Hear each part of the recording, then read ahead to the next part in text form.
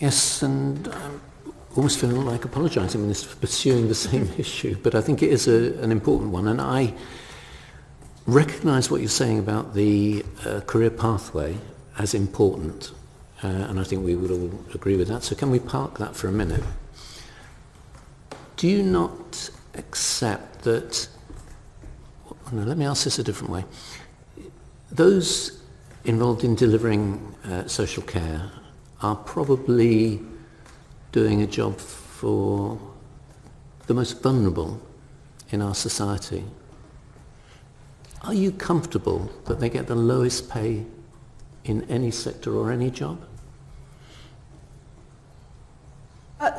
So, I think starting from the top, I want, and I've set out, I think really clearly, my ambition for the care workforce to be recognised for the work they do, to be valued for their work they do. I press you on that because value does relate to career opportunities, to training, to support, to their management, but fundamentally also value is about pay. Okay. They are the lowest paid workers in this country. Are you happy with that? And so to that, I'm going to say two things. So I can talk about the national living wage going up. You'll know about that. And that it's gone up by almost 10% only this month to £10.42 an hour, a pay rise of £1,600 per annum before tax for somebody who's working full time.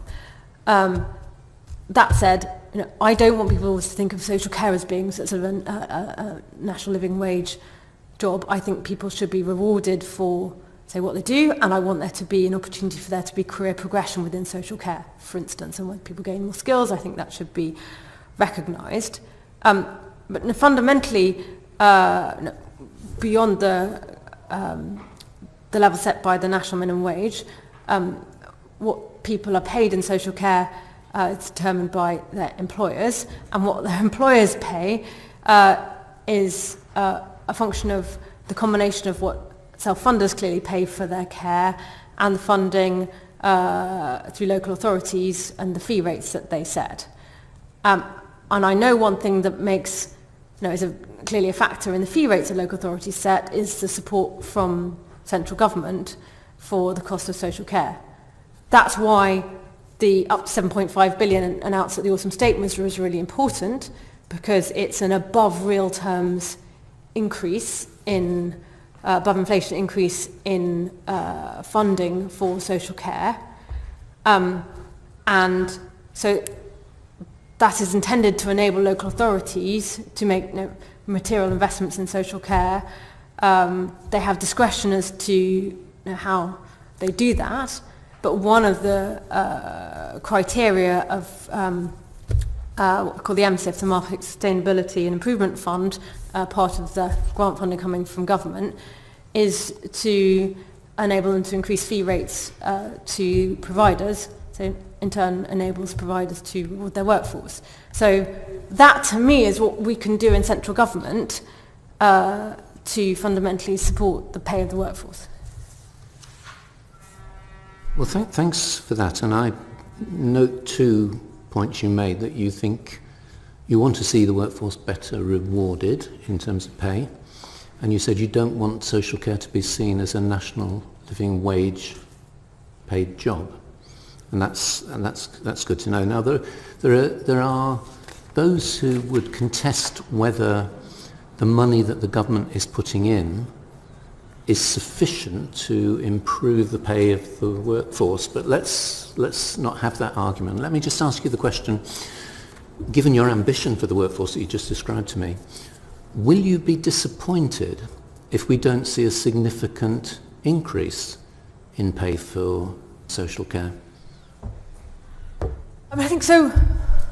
What I know, and I think I've been clear in my communications to local authorities, is that I want to see significant improvements and increase, for instance, in supply of social care. We want the funding that's going into local authorities, the grants and the extra support for discharge, for instance, to allow there to be increase in provision of social care over and above the baseline. And for instance, I want us to be in a much better position over the coming months, and particularly go into winter, to make sure that there's a social care that is needed for people who need to be discharged into hospital, and that is dependent on there being the workforce to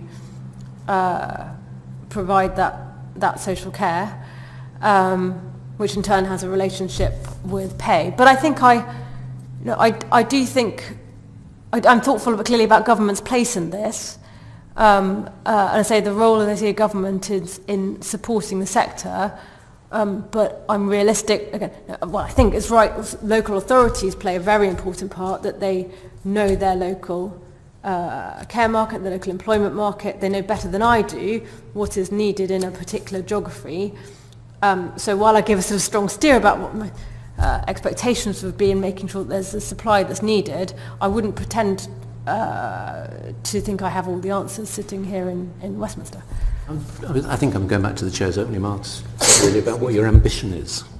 And the pay of the workforce is a kind of critical issue. So your ambition, as you described it to me a moment ago, was that you wanted to see the workforce better rewarded. You didn't want this to be seen as a national living wage job. You haven't quite answered my question. If you'll be disappointed if there is not, therefore, as a result of the government's injection of funding, a significant increase.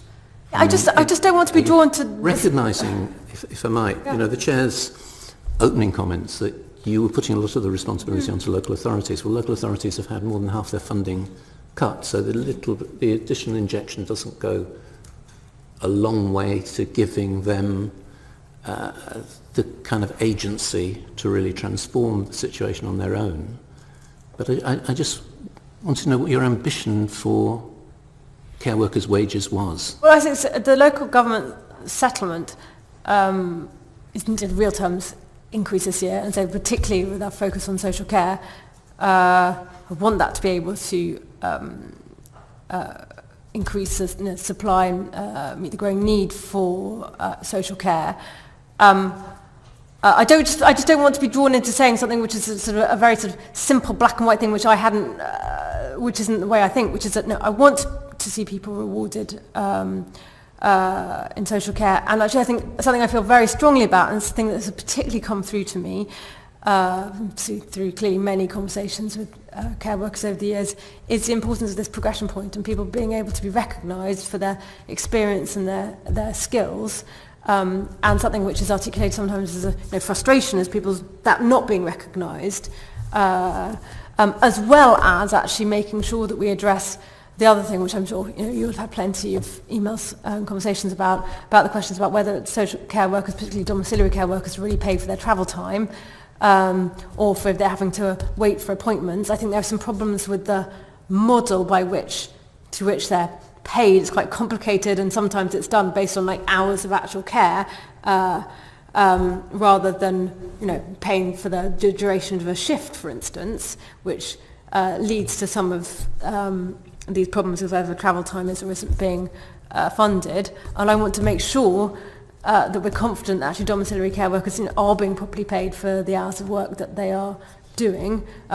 But these things there's a complexity in it. So important things we're doing is, on the one hand, funding into the sector, and the other hand, I see it's really important is the CQC assurance of local authorities, including how they commission care, because how they commission care is so important in how then providers deliver it and the relationships providers then have with their staff. You've actually anticipated my next question, which was around domiciliary care workers and travel time.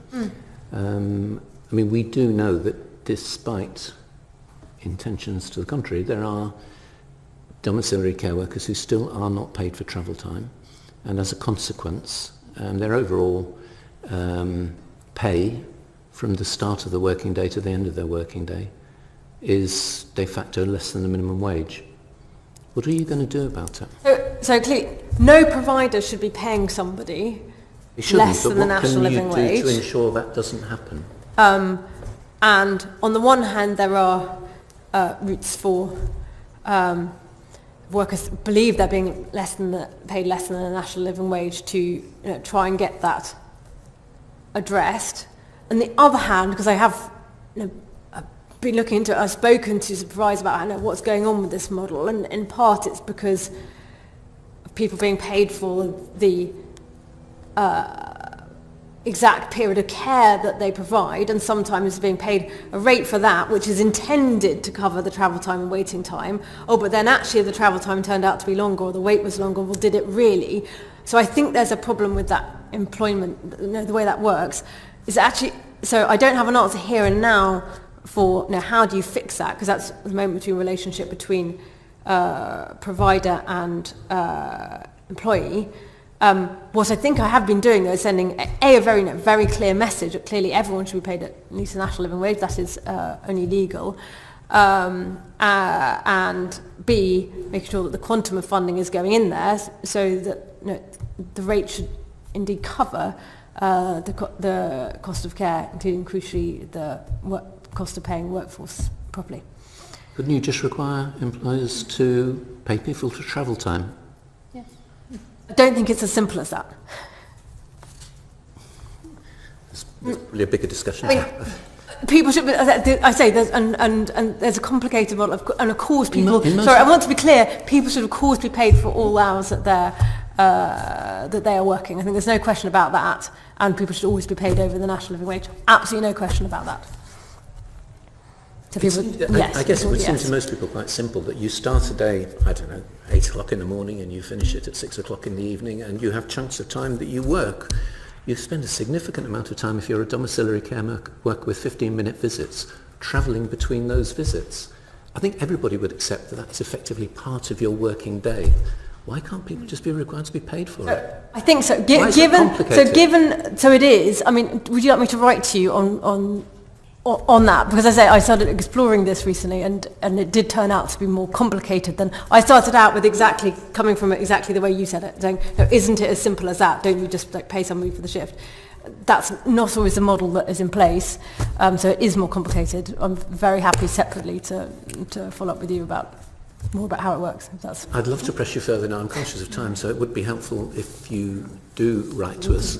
Can I just ask one final question, which kind of shifts us onto a different part of the workforce, which is the kind of unpaid workforce.